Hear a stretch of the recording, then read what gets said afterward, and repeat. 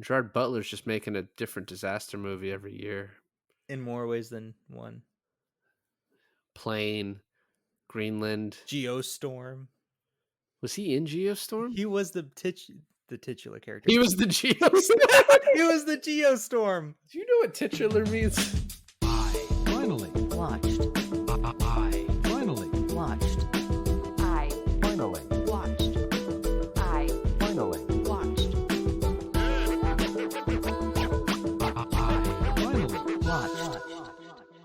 Hey everybody, welcome to another episode of I Finally Watched. This is David. And this is Alon. And I finally watched RocknRolla. This movie does not take place in Australia, so I don't know what that was. This is what I want to start this off with this. So earlier when we were talking, this is the third movie in the Guy Ritchie month of June. And I was like, I'm fairly confident at this point that I like these movies in like basically reverse order. Like I like The Gentleman the most, then RocknRolla, then Snatch, then Lock, Stock. I like them all, so it's not really a statement on one of them not being good. It's just I like as he keeps going, I like them better. And I was looking at like the Metacritic score of these, and I find it very, very interesting. So Lock, Stock is a 66, which is just like, pretty good. Snatch is a 55. Wow. I find crazy. And then I'm Surprised. like, oh, so RocknRolla, that's probably a little better, right? No, it's a 53. Wow. I was like, okay. I mean, it was a smaller movie, it was not released very widely. But I was like, The Gentleman has been pretty widely praised from people I've heard talking about it. No, it's a 51. So fuck critics, man. Like, crap. that's ridiculous. Like, especially when it comes to this, go suck a dick. Because you don't know what the fuck you're talking about. Okay. Because after watching this, the RocknRolla, I proved myself right that they just keep getting better because The Gentleman is so fucking good. I can't wait till we record it later this week. And the critics are idiots when it comes to these movies. Okay. That's Slow down, David. Because I will not be tamed. Okay. I actually kind of agree with the critics. And don't get me wrong, I actually really like RocknRolla. I thought it was better than Snatch. I enjoyed it much more than Snatch. The funny thing is is that out of all the ones we've seen this month, my favorite is still Lock, Stock. So, I mean, I don't know about The Gentleman. I haven't seen it. We'll get there when we get there. I'm sure I'll like it from the clips I've seen on like it. I remember The Gentleman like last year was like all the big clips that I used to see on like YouTube Shorts was like taken from The Gentleman. And it's like mostly from those guys who are like, like grind every day, smoke your cigars and slap a bitch, like those type of guys. Always clip The Gentleman. What is that guy's name? Andrew Tate. All right, yeah, go. There we are. I forgot his name. All right, keep going. So anyways, the essence of this movie is very similar to the other two.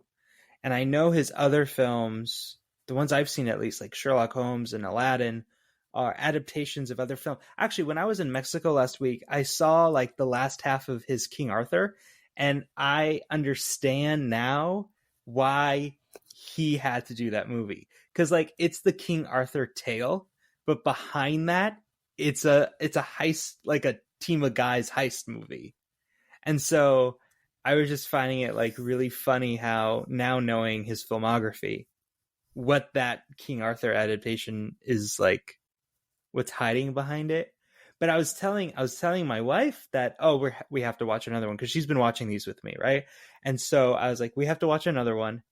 And she goes in her best Cockney accent, she goes, all right, I'll take my mates and we'll go rob a fork and diamond. And I'm like, yeah, maybe. I don't know what this movie is about, but it could be.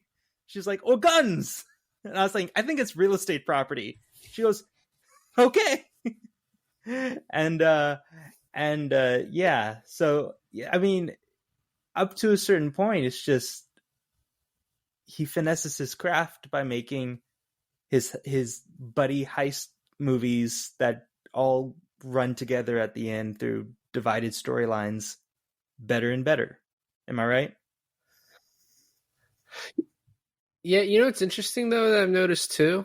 Um, and this will not be a spoiler for the gentleman, although I'm going to talk about that a little bit. Is like the transition of the main bad guy into a more prominent role in the movie.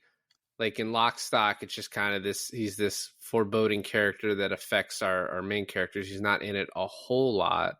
Then Bricktop, is it Bricktop or Red Top? Bricktop. Nope, Bricktop. You're Bricktop right. is in the movie quite a bit more is quite a bit more in Snatch, and I think Lenny in this, Tom Wilkinson, is in it a lot, and almost like you kind of you like the movie is almost a little bit from that perspective. So Gerard Butler is like the top build, but Tom Wilkinson is second, and it kind of feels like in a lot of places it's more his movie. And then with The Gentleman, we've kind of transitioned into Matthew McConaughey is the main bad guy, and he's like likable and you're rooting for him, and he's like the protagonist kind of. So it's like the transition of the bad guys in these movies, I think, is very interesting. Yeah, but the real question is the villain in Swept Away, do they take a more prominent role? Is it Madonna? It's She Madonna. I she's was the gonna say villain? it's Madonna. Yeah, I don't know. I've never seen that movie. I don't. Spoiler alert, it won't be appearing on the pod unless you get a guest host for when I'm gone later in the year, potentially. I don't think that's very high on my priority list. Um, okay, so it's it's funny how this movie starts out, right? RocknRolla, because it does this whole spiel about like what a RocknRolla is. Is it a guy who likes sex? Is it a guy who likes drugs? Is it a guy who likes the fame and the fortune of being a? No, it's the guy who likes it all, right? And then you go into the movie, you're introduced to Gerard Butler, you're introduced to Idris Elba, Tom Wilkinson, everyone like that. And then, you find yourself like almost an hour into the movie and you're like, I don't think I've met a RocknRolla in this entire flick. And then you meet Tom Wilkinson's son. What's his name? John? Johnny fucking Quid? Johnny fucking Quid. Played by the way, I only know him from being Doctor Doom in the Miles Teller Fantastic Four movie. So this is something that Garrett and I talked about. Is like this is kind of for me and him the big introduction of Toby Kebbell, Yeah. and I've never seen someone waste so much juice to go on and be Doctor Doom in the horrible Fantastic Four remake, or to He was be, also in that Black Mirror episode that one time. which I think Black Mirror's good at least.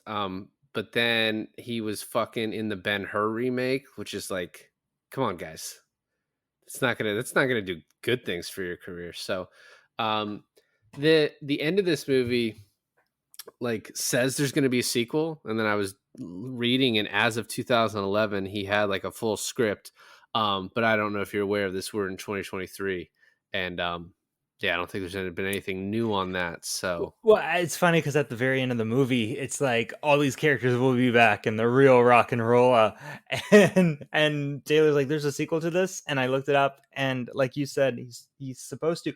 Apparently, what happened was this movie did horrible in the box office. It made like 30 mil, which is very bad.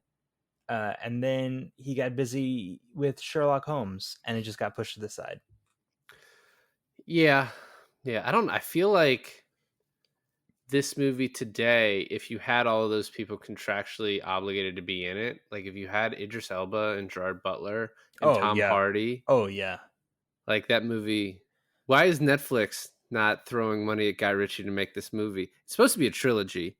Netflix is Which too busy making the next Ryan Reynolds, Red what's her Notice name? 2. Anna de Armas, Chris Evans, Red Citadel, Hawk Down shit. So yeah.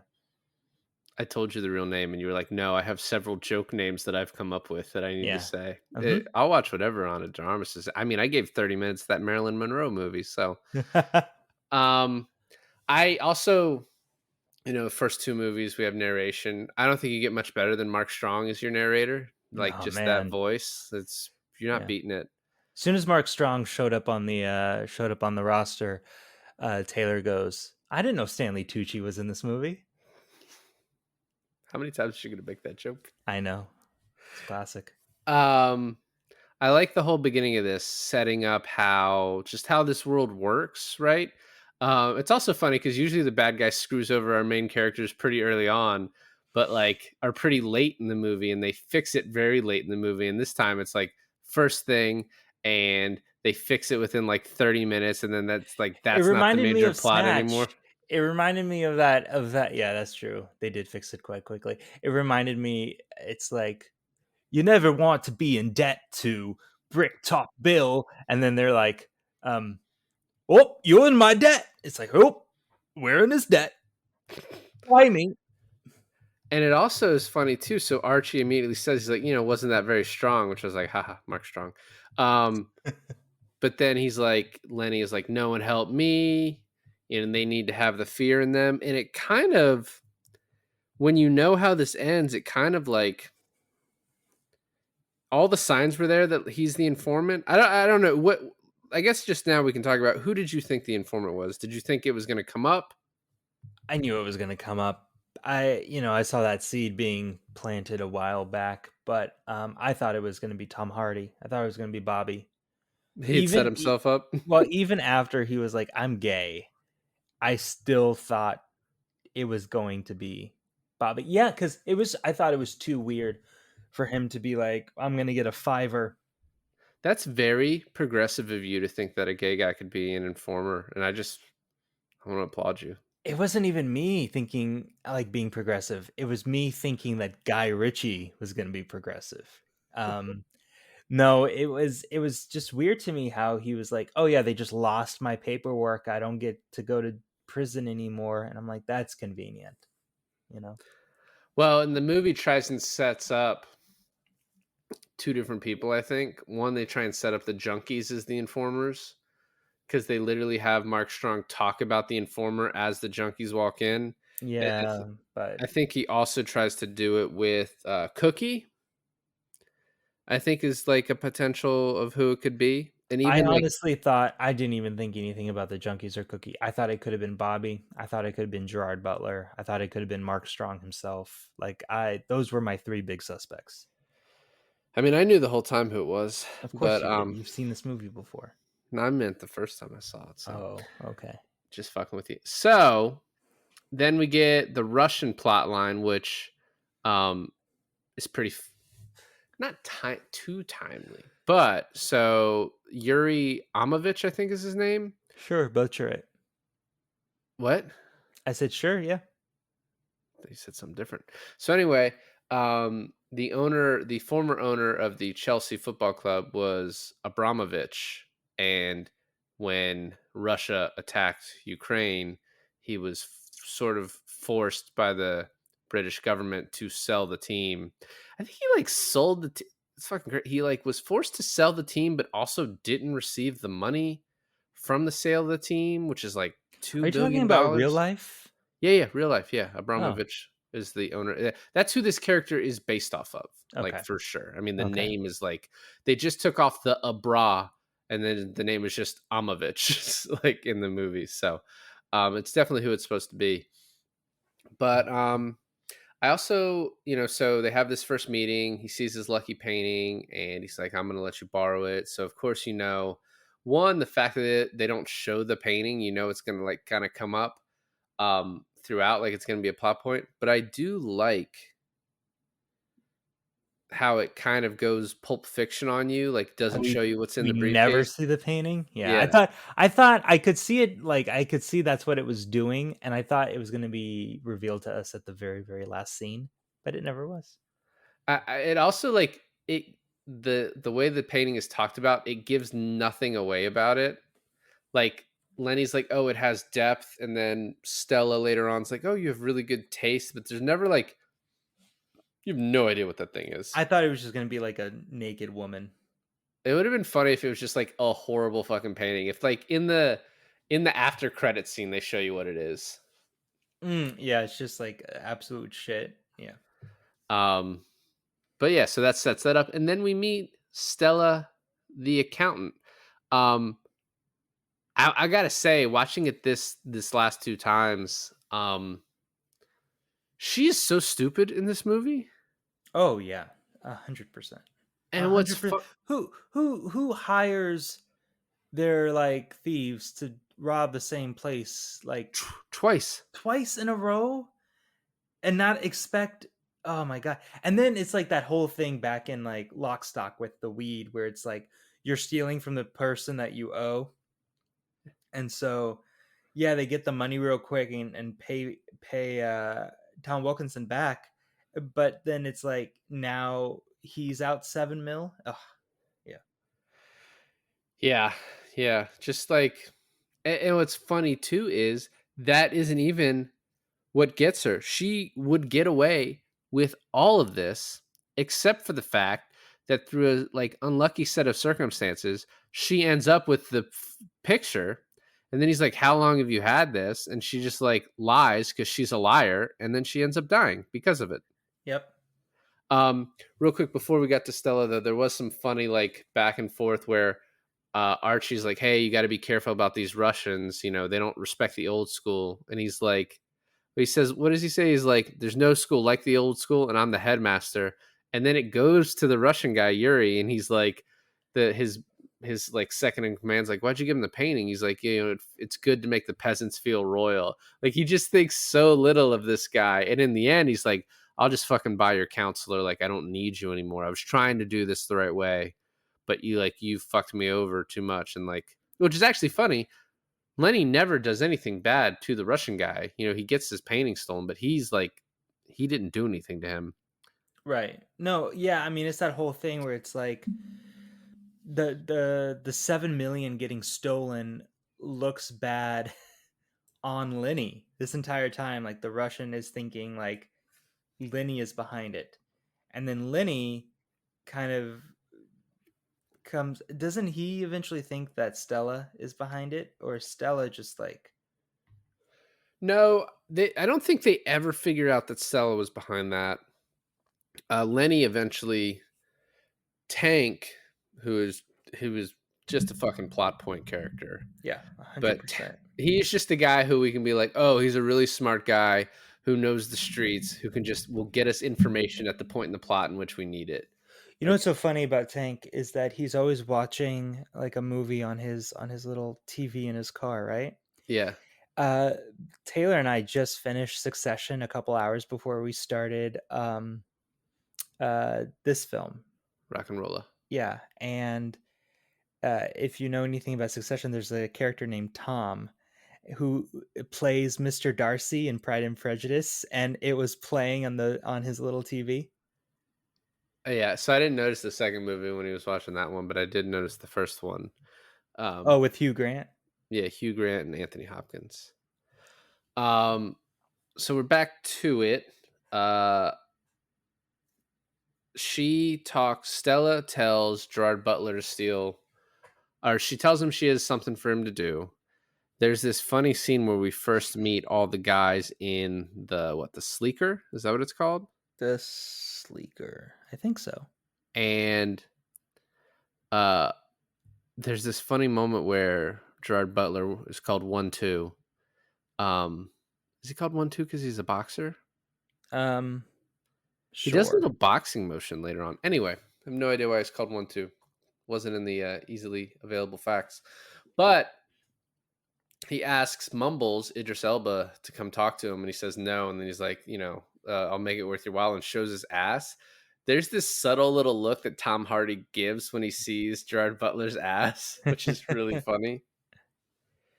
And then I like the little back and forth too between Stella and Gerard Butler, Thandie Newton, when she's like, give the guy a black eye, and then later on after it's over, she's like, I see you didn't you didn't feel that way about the black guy, and he's like, well, just thought from a professional's perspective, it just really didn't make any sense. And it's actually funny too, because when you see the robbery, the guys just give up so quickly and are kind of helpful that he's like, it would have made sense to punch them. It actually would have been more obvious that something's up.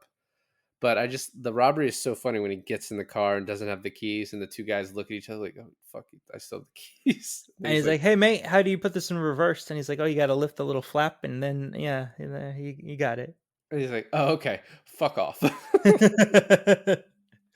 Yeah. No, I mean, it looked real bad. It looked real bad on everyone's part. Just the fact that they're like, oh, there's only like 3 people who knew about this robbery, and like no one pointed the fingers at Stella is kind of ridiculous. And then I love her intro. She's like this accountant who has a taste for danger, so she always gets her, shit messed up. And then she's married to this gay attorney, criminal lawyer, who, when he shows up later in the movie, I was like, where is he from? Because he only shows up very quickly in the beginning. And then I was Right. like, oh my God, he's Stella's husband. And You know what is interesting the movie does a good job of, though, is you're like, oh, why did they not assume Stella? Well, one, Lenny doesn't know about Stella. No one on Lenny's side knows about Stella except 1-2.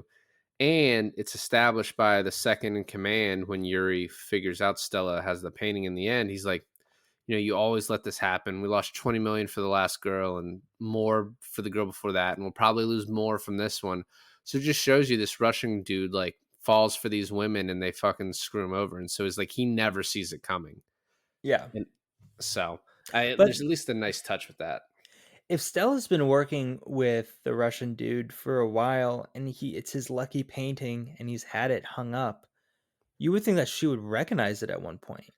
That is like a question I had. Like, how has she never seen it? But I guess, I don't know, she does try and keep her distance from him. I think there was a passing line in the beginning when we're introduced to the painting, like right before he gives it to Lenny.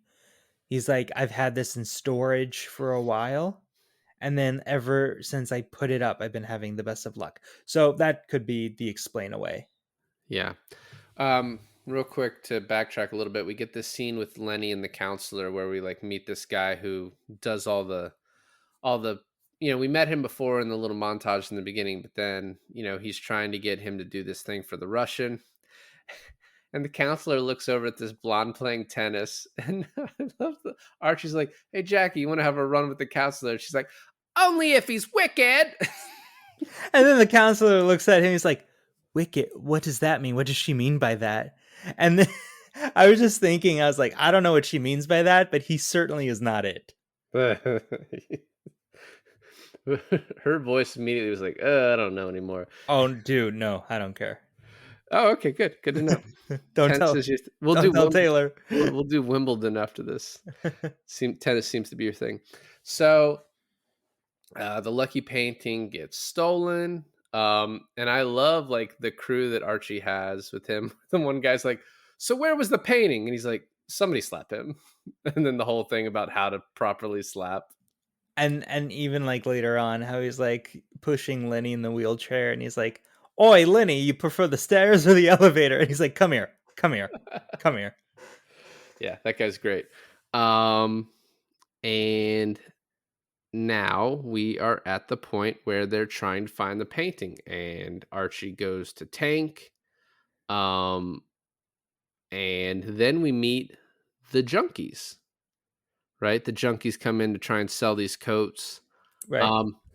What's funny is the line that I repeat from this movie the most is just the title of the movie, and it's the main junkie that talks, just saying "RocknRolla," and he's like the least important character in this movie. My favorite scene in probably the whole movie involves the junkies, where they steal the painting from Johnny Quid, and they go back to the bar, and Cookie's there, and they're like, oi, we're dealing in artifacts, fine art. And then they put it up, and they're like, So, and they were going into this whole thing, and Cookie's like, "I'll give you 500 for it." He's like, "I haven't even told you the best part." He's like, "No, I don't give a shit. Just give it to me." He's like, "Fine, you don't get five." And it's just like Cookie immediately knows how much value that is, and the junkies don't even care. Like the junkies could easily hold it for like tens of thousands of pounds, right? Yeah, I think it's also just the like how little respect they have for these guys, and they're just like, I don't want to even hear you talk because you just annoy me so much. So, But Cookie knows what that painting is, though, right? no, because he doesn't. He just there's this line, which is like a lot of it's coincidental, but I guess this world is so kind of tightly knit that it makes sense that this would happen. But he just says that he gives Cookie buys the painting, gives it to 1-2, and is like, your girl would like this. But I thought he said that knowing that her boss is looking for the painting. I mean, I don't know, maybe. But then she doesn't even know her boss is looking for the painting. Yeah, I just think it's a kind of a coincidental thing to get the painting in her hands, so it kind of fucks her over. I have to say, the way they film sex scenes in this movie is how I kind of wish every movie filmed sex scenes. So I read a thing about the sex scene. Okay. Apparently, it wasn't supposed to be this way, but the day of shooting the sex scene, because Sandy Newton is not, from what I've seen, is not afraid to shoot sex scenes or nudity. But Gerard Butler had like a fucking throat cold or like a virus the day of Okay. shooting it, and she's like, "I'm not fucking kissing him." So then that's what the sex scene became. It's just so quick and you get everything you need to get from it. It's just really, I You don't got know. everything you need, did you? Yeah. Yeah. You got to send me those Sandy clips later.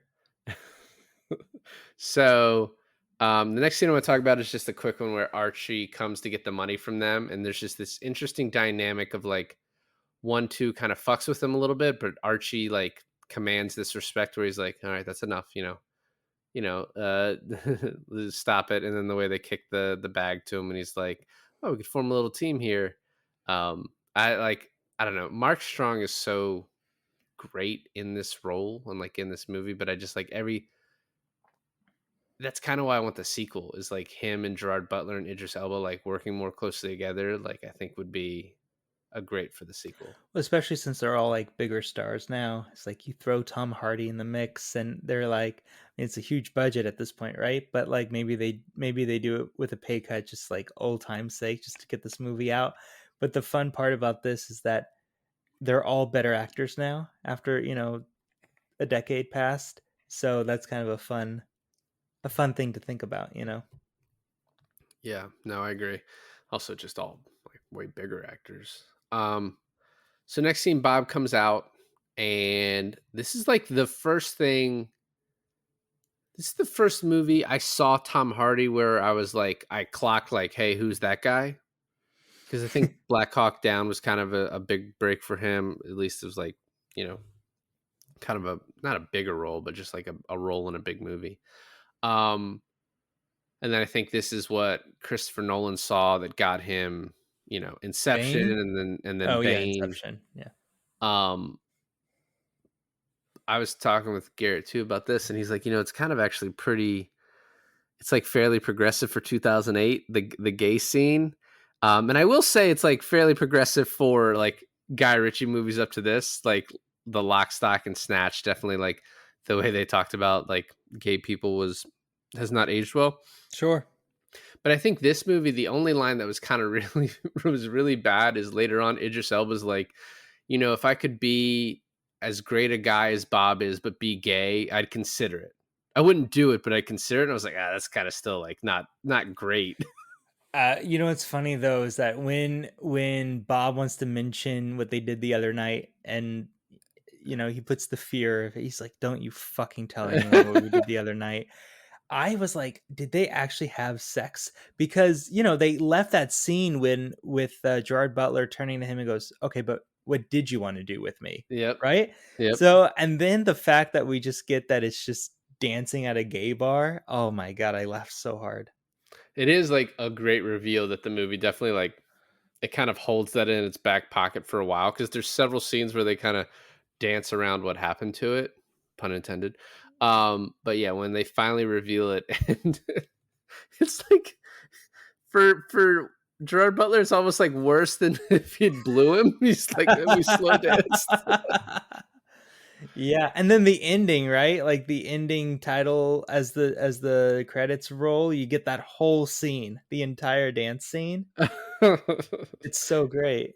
That's funny. Yeah, I didn't stay to watch that this time, You but if you watch it, you could see where they break character and it's just Tom Hardy and Gerard Butler dancing at a gay bar and like the camera slowly like pans out and like when they're super small in the background, you can see like Gerard Butler twirling Tom Hardy. It's so great. well, now I'll have to rewatch the end. Um, so the next thing we get is Lenny dumping these guys in the Thames, and I at first thought In the these were the Thames? in the Thames. In the Thames. Thames? Thames. I think when they pronounce it, it's like it's more of a soft I than an A sound. I know how it's spelled. Well, it's not Tim's like, you know, Timberlands? Timberlands. You didn't even know what you were gonna say. Anyway, it doesn't matter. I'll say it the way I fucking want. Um, and the whole thing about the crayfish and all that. At first, I thought these were the accountants, but then it turns out these are just two guys we've never seen before, who I guess were like knew about the painting. I don't know how Lenny knew about these guys. Maybe this was information. I guess this was info Tank got. So once again, just the fucking is Tank a MacGuffin? Tank's a MacGuffin, and so is those two big Russian dudes that just can't fucking die. Oh, they're Terminators more than anything. So they let Lenny know that Johnny Quid is still alive, and he tried to sell the painting. We're introduced to his managers. Well, and this is like a very like I don't know. This is almost a fucking dad joke where Lenny's like, "Go find Greek and Minnie," and Archie's like Roman and Mickey, and I was like, that is like such a fucking dad joke right there. To make it even more of a dad joke, it's the guy from Entourage and fucking Ludacris. Yeah, Chris Bridges, Luda. So I have a question: does he kill those two guys he puts in the water? I think so. I kind of this movie like these Guy Ritchie movies kind of go to like great lengths to where they don't always show the bad guys just like indiscriminately killing people, right? And so and also there's this a lot of times where Lenny and Archie kind of threaten people with like, do you want to catch a cold again? Which I was thought was like, I'll put, you'll get put in the water and like, well, you might catch a cold. I don't know if that's also you might get sent to jail. I don't know what that means. But I was like under the impression that he might have been letting these guys live. I don't know. We do hear one of them getting dunked after he had already said Johnny Quid. Yeah. So I don't know. Doesn't matter. Jeremy Piven in this movie is so fucking Jeremy Piven after Entourage that it's like nothing else he can do. It was actually a really stark transition for me, like hearing American accents in these films. I was like, whoa. I was like, I don't want Ludacris to do like an English accent. He'll probably do worse than I can. But it's just so weird. And just hearing the American accent in a Guy Ritchie flick. Yeah, well, you had Dennis Farina. You need somebody. Was there one in Lockstock? Maybe you couldn't afford an American in that. I don't know. And then Gemma Arterton. I'm always struggle with that name, but I fucking love her. She's a Bond girl, isn't she? Yeah, she was in Quantum of Solace. The thing I remember her from, so she had this movie. It was like an English movie called Tamara Drew, which I saw in law school. It was one of those like Sony Pictures Classics movies that has like a very super limited release. But she basically plays this woman that like everyone's in love with in that movie, and it's like it definitely works. She has like such a small role in this. She was also in The the boat that rocked pirate radio that we did. Oh yeah. That's right. That's right. She was also in Jake Gyllenhaal's Prince of Persia. Yeah, I guess. Yeah. Don't tell Ashley, but I love her. I'm sure Ashley knows. It's fine. Um, I love seeing the flashback of young Johnny Quid, like defiant, and like Lenny coming back in to spank him. Obviously, not that part, but just like the defiance from him of like turning the music back on and Yeah. singing it louder and like taking the beating. I was gonna mention the young flashback with him and Archie pulling the gun, and then him paying off his schoolmates to be like, "You haven't seen a thing." Yeah, yeah, Archie. Yeah, once again, always great. Um, we get to finally meet Toby Kebbell as Quid, the introduction with him singing in the mirror as an adult. And then he goes to the bar and he drinks that dude's drink. And he's like, I'll have you and your girlfriends. I'll do the lot of yous. Like, Um, did you notice the rocker guy who comes in to talk to Luda and the other one, the entourage guy? He's just a rocker. He comes in and he's like, "Do you know who I am?" And do you know who he is? I think yes. So he's gotten bigger. Yes, much bigger, especially in the last couple of years. But what I remember him from is one of those fucking dystopian novel movies that Ashley made me go see with what's that girl's name? It's like Mortal. I think he's like the guy from like Mortal Instruments. Yeah, you're right. He is. But I'll tell you what I know him from, and I almost had a fucking conniption recognizing him. By the way, he's as old as you. So, uh, do you? When did this movie come out? When did RocknRolla come out? 2008. So how old would he have been in that? How old were you in 2008? 21. Okay, that's pretty young for. Anyways, his name is Jamie Campbell Bower, and he's Vecna from the latest season of Stranger Things. Oh, that's right. Yeah. Yeah. That's, yeah. When I saw him there, I was like, oh, dude, the fucking Mortal Instruments guy's finally like picking it up. Yeah. Um, I was like, what the hell? But yeah, I knew he had to be quite young. and then Lenny, the scene where Lenny threatens Roman and Mickey is just kind of a whatever, except for the fact that Jeremy Piven makes some fucking like so what Lenny says, I bet you I know what you're thinking right now. And Jeremy Piven's like, oh, so there's nothing you can't do. And Archie into the microphone is like, watch it, Tinkerbell. And then he kind of like hears like he's like starts singing into it. I love that little part. The thing about this movie, like as a whole, is that I feel like there's no one just standing in the background. Like everyone has a role to play in this. Like you have fucking, Vecna there in like the smallest role ever, and you have the junkies, and then even Archie. Like Mark Strong is a pivotal character in this movie, but like not in that scene, but he still does something to make himself known within that scene. And I think like a good example of this is when Jamie, the guy who plays Vecna, he has like that really good one-on-one with Johnny Quid right before Johnny Quid like fucking drugs out. Oh, but that's a different guy, right? That's That's not him. that's not the Vecna guy. Pretty sure. The Vecna guy doesn't appear really again. Pretty sure that. But that's what I thought until he had that scene with him. Where he drugs out? Yeah. I think the junkies show up. And then there's the guy that's always with the rock and roller. Right. But that's not. Okay. Maybe. It's not important. Let's just agree to disagree.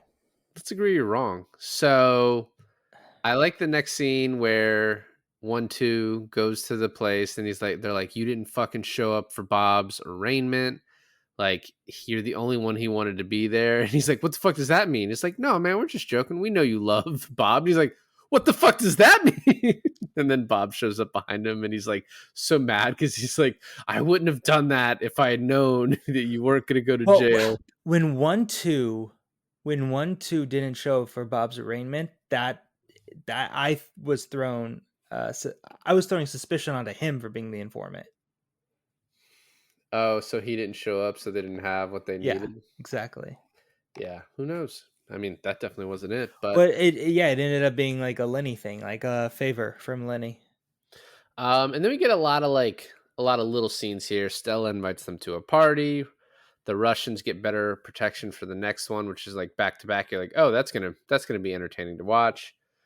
Yuri wants his painting back, and then we get kind of a pivotal tiny scene where Archie's worried about the Russians, and he's like, and Lenny tells him off, says like he can handle it, and he kind of like puts Archie in his place a little bit, which is like, Lenny, you don't want a yes man, right? Like you need Archie there to kind of he knows what he's fucking talking about. So, um, Right.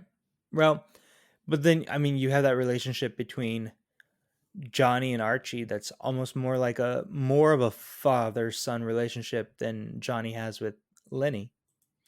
I agree. Yeah, and I mean the movie does a good job like S- setting that up very quickly in the end. Yeah, so their dynamics are already kind of on like a rough start. Yeah. So there's this interesting little thing where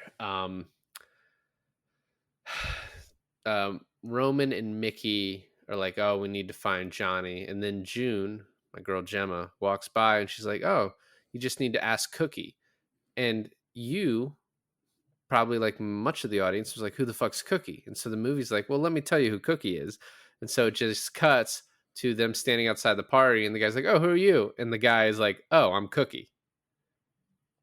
Yeah. So I think this party scene is really great, especially when he goes up to Bob and he's like, "That only happened because you were going to jail. Why the fuck are you here?" And he's like, "Well, I didn't have any plans because I should be in jail, but I decided to come here." Um, is great, and then the dance scene is also fucking really weird but very funny. It's weird, and then it just keeps going, and you're like, "All right, the commitment is funny to this like bit." Oh, between Gerard and Danny Newton. yeah. Yeah. So as that's happening and then, they're trying to find Cookie to find Johnny. Johnny's at this moment trying to get into the club and the bouncer won't let him, and then he kicks the shit out of the bouncer. And that whole scene, only because they're trying to find the guy who's trying to get in this club, that's hilarious to me. It is. That seems like completely unnecessary, though. Like Johnny stabbing that guy. I mean, he kills that dude, right? I mean, he stabbed him in the throat with the pencil. Like that dude's probably dead. Dude, a lot of people in this movie should have died but did not. Correct. But I mean, so that scene, they're like, he's like trying to get in. He stabs that guy a bunch, and then you have Roman and Mickey like talking to Archie about, "Hey, you can't shut our club down." And Archie's like, "Well, you should go find him." And then they're like, "All right, I guess we have to go find him." But you already had the scene earlier where June's like, "Oh, just talk to Cookie," and then this scene, like, "Oh, I guess we'll talk to Cookie." And it's like you had a dude come into your place with thugs threatening you. Like, you didn't need more. So I don't know. I just think that scene kind of didn't add anything to it. Probably like not necessary to me. It was fun. I had fun watching it. You had fun him stabbing a dude in the throat. I With a want to make a pencil? I want to make a complaint. Do you think John Wick was like they saw Mm, this movie? yes, they took this one scene and made a whole movie, a whole quadrilogy out of it. So the next thing is them planning the second heist, and 1-2 doesn't want Bob to drive, and he's Idris basically tells him that everyone knows that Bob is gay, no one cares. Um, and he's like, you took care of him. And he's like, by the way, did you suck his? He's like, it was a dance. He's like, was it a slow dance? And then this is the big payoff.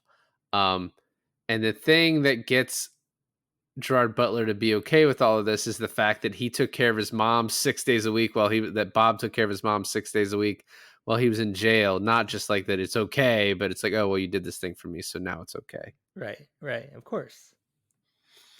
Um, and then we get the second robbery. There's this whole thing with Cookie and Roman and Mickey coming to him to like, and he's like, oh, he doesn't buy his drugs from me. But frankly, I don't think that part matters either. But the second robbery is pretty fucking great. Yeah, because it ends in such a way that it's like they're hit by a truck, and it just seems so random. And then you have Gerard Butler limping into the restaurant and then talking to the accountant, to Stella, and then they're like recounting and how does he go? He goes, "Oh yeah, they had guns, and she's like, yeah, I know they had guns. He's like, you didn't tell me they were going to be armed with big ass guns. And she's like, well, I saw. And he goes, what do you mean you saw? And then it cuts back to them, and she's there. She's like up on the like fifth story of a construction site looking down. But yeah, that was great. And then it just shows like the whole thing from her perspective, cutting back and forth. Isn't it Bobby who gets dragged down into the window? No, it's Gerard Butler, and then Mumbles Idris Elba like sprays all of Oh them. yeah, that's right. That's right. Which is pretty funny. And then they all kind of run their separate ways. The Russian guys chase after them. There's the whole thing where he gets shot, but in his like bulletproof vest in the store. And I like when they all run out of the store, and the construction worker guys are there. And Tom Hardy just pulls out a gun. He's like, "Get the fuck out of the way!" Like, why are you guys trying to be heroes? Um, and then I love Gerard Butler getting chased by the fat guy, and he does like the fake boxing and like fucking with him. And then he goes and slaps the guy, just fucking around with this dude because he's out of breath. And then looks back, and like the skinnier, in shape dude is like looking at him with his knife and starts chasing after him. He's like, "Oh fuck." And then Tom Hardy has a run in with the police. Oh, but then Mumbles, Idris Elba steals that dude's scooter. That's such a great scene too. Yeah, the curry delivery guy. Yeah, it's very good. Um, and then we get the counselor tells Lenny it's taking too long, and Lenny's like grabs him by the balls, literally, and is like, "But I also have you by the balls," because he's like, "There's a paper trail to literally everything I'm giving you, and how are you so stupid to not realize that?" Um, but then we get the golf scene, which is really like well thought out on Yuri's end. The fact that he breaks his legs on the ninth hole so that he has to crawl all the way back to his car. Um, but one huge question I had with this is like, why is Archie not there? I mean, maybe Archie just doesn't play golf. Yeah, I mean, yeah, problem solved, I guess. You know what we didn't talk about though, as I just kind of want to go generalize the whole movie for a second, is how there's none of like Guy Ritchie's formidable usual cast in this film. You know, there's no Jason Statham, there's no Vinnie Jones, there's no. It's just like a whole new cast. Yeah, for a while I didn't realize Tom Wilkinson was from the UK, but he's from Leeds. Jason Statham was too busy filming Death Race. Oh, was it Death Race? Yeah, so he couldn't make it. And he was supposed to be in this, but couldn't. And what is he, the Gerard Butler part? I guess. That's not what I want at all. Well, it's funny too because our friend Steve from These Films Are the Juice podcast, he messaged me saying he was listening to our episodes and us talking about Vinnie Jones, and I'll put it up on our Twitter. But this is the picture he sent me. He goes, "I don't know if you guys, through your research of Lock, Stock, and Snatch, found this picture of Vinnie Jones." And he sent it to me, and I go, "Oh no, I've never seen this photo." And I'm going to show it to you, David. What do you think about this photo? Have you seen it before? Yeah, turn your brightness down. Oh, he's grabbing the guy by the dick is what it looks like. Yeah, in the middle of a game. Dude, I mean, we told the stories about how he missed several days of filming because he like got arrested for getting into fights. So, I mean, it's not surprising. Like his just kind of, the way people viewed him as a player. Like he does not shock me, Yeah. at all. Next we get the junkie stealing Johnny Quid's photo, and then Cookie buys it. You already talked about that, and then Tank tells Archie that 1-2 was taking his money. And then Cookie gives the painting to 1-2 for his lady. And this all sets up this ending, right? Like, so this is like a lot of his movies where it's just like, these are so plot heavy, but it's like in the beginning, he sets up plot, and then we kind of have these long, like, pieces. And then there's like another little, like, oh, we got to have some plot exposition to then set up these next thing. And then right here, it's like, he's got to have all these moving pieces so they all show up at the exact same time, right? So like 1-2 is at his place. Stella shows up. They fuck very quickly. He gives her the painting. Then at the same time, Tank has told Archie. So Archie goes over there. But also the Russians have been following. So the Russians are there with like a gag in his mouth. And I love the one Russian doing the like the blowjob thing again to 1-2, like as they have him. And one of my favorite things is the Mark Strong smile to Gerard Butler. And then he's like, should we come back later? I mean, but okay, let's see. So those Russians are dead, right? Mark Strong and his dudes definitely kill those guys, but then they take. Yeah, that's right, because Mumbles and Bobby are coming up the stairs and they take all of them, bags over their heads. They take all of them to go see Lenny. At the same time that they have Johnny. And Johnny like is like lifting the bag over and he's like, "Oh my god, is that 1-2? That Yeah. must mean that that's Bobby." And that's oh no, he lifts up Bobby. He's like, "Oh my god, Bobby." He's like, "That must mean that's 1-2, that's Mumbles." And then like it's just kind of funny to see that they all have like a rapport with this guy, you know? Yeah, well, it's kind of why you're okay with the comeuppance too, because Archie's kind of like, oh, why are you fucking over these like local guys? They're, we could basically almost like we could work with them. And Johnny is like, dude, I like these guys, oh, it's these guys that I know. And Lenny's just like, I don't give a fuck. Like, fuck these guys. It's all about me. He shoots his son. Well, he shoots his son because he's about to get told on, which is actually like really kind of a cool part of this, right? So we already have we're at the end, but Stella has she got caught by Yuri with the painting, and so she's gonna get killed. Like we know that she's gone. And then Quid shows up and he's like getting under Archie's skin, and he even says to Archie, he's like, oh, do you wonder who informed on you?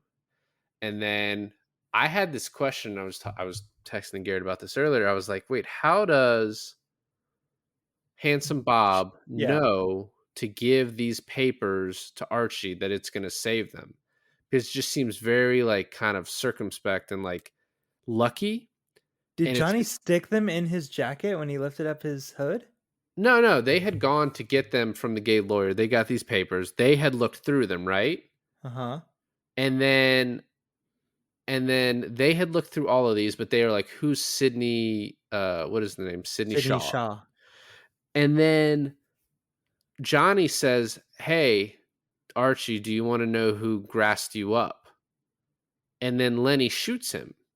Well, Handsome Bob had looked through all this and saw, hey, Archie's name is in here as Sydney Shaw informed on Archie. And then Johnny just said, hey, I'm going to tell you, Archie, who informed on you. And Lenny shoots him. So Handsome Bob, being not a fucking idiot, is like, oh, Lenny must be Sydney Shaw. So he tells Archie, hey, look in my pocket. And Archie sees it. And he's like, get these three the fuck out of here. Yeah. What I think is funny is these guys all seem to respect Archie more than Lenny, Yeah. right? And I think also like his relationship with Johnny being more of a father to him than Lenny was.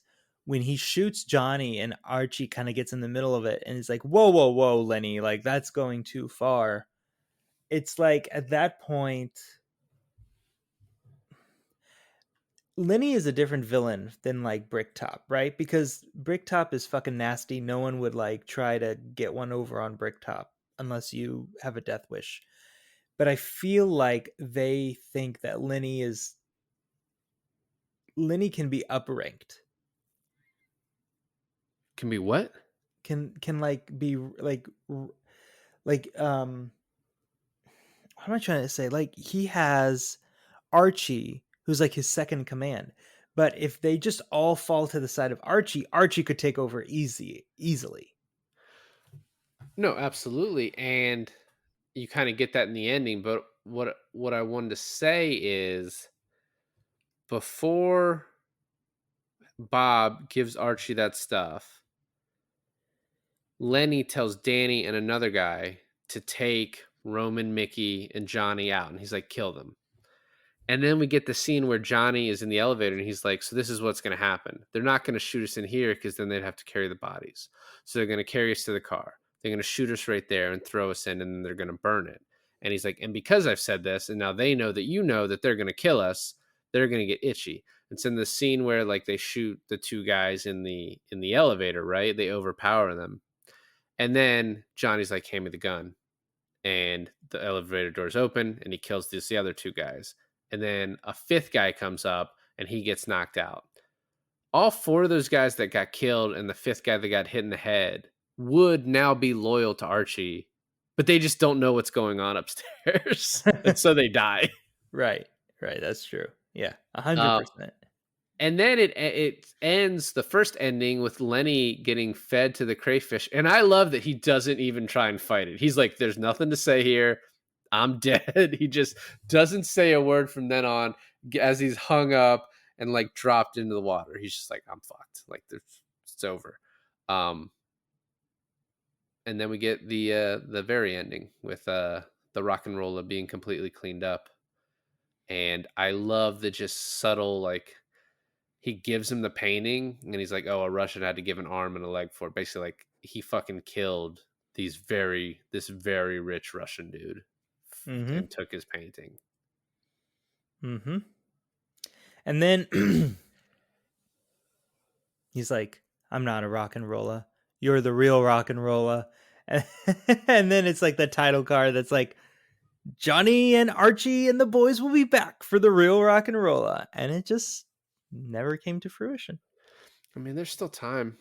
I mean, Tom Hardy's still big, but like, what's Idris been up to, Gerard Butler's just making a different disaster movie every year. In more ways than one. Plane, Greenland. Geostorm. Was he in Geostorm? He was the titular character. He was the Geostorm. He was the Geostorm. Do you know what titular means? I do. I meant he was the main character. So I really love this movie. It was still really good. I do think I like Gentleman more. I don't even need to watch Gentleman twice in order to do the next episode, but I probably still will. It's just so fucking good. And I'm just really happy overall with this thing we're doing. Yeah, I mean, it's not like Guy Ritchie makes a bunch of different films. They're pretty much all in the same vein of, theft, heist, English gangster films. Well, these are just the ones we're doing. I mean, he did Sherlock. He did. No, I know. He's done other stuff. I know, but out of the ones we're doing, they're all in the same vein of the same sort of film, but that makes it really easily comparable to his filmography. Yeah, I can't wait for The Gentleman. Can't wait to like either really build it up or completely tear it down. But I will say, I enjoy RocknRolla more than I thought I would. I thought I would get tired of this whole shtick by now, but I find it actually super entertaining. So, well, thanks for listening to another episode of I Finally Watched. This is David. And this is Alon. And I finally watched RocknRolla. RocknRolla. RocknRolla.